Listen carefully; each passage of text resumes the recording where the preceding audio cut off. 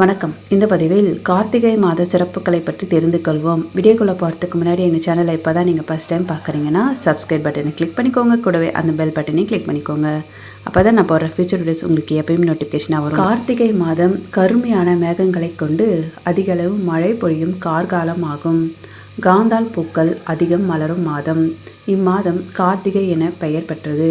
விருச்சிக ராசியில் சூரியன் சஞ்சரிக்கும் இம்மாதம் சுப காரியங்களுக்கு ஏற்ற மாதமாகும்.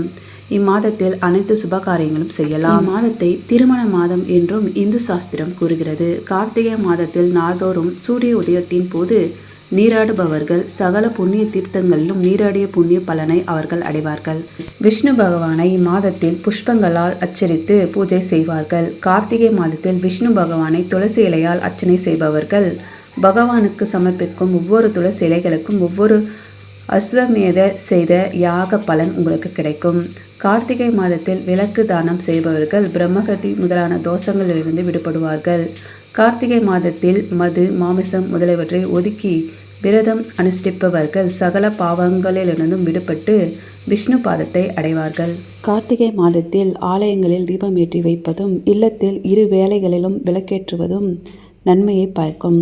கார்த்திகை மாதம் தினமும் விளக்கேற்ற இயலாதவர்கள் துவாதசி, சதுர்தசி, பௌர்ணமி ஆகிய 3 தினங்கள் மட்டுமாவது கண்டிப்பாக விளக்கேற்ற வேண்டும்.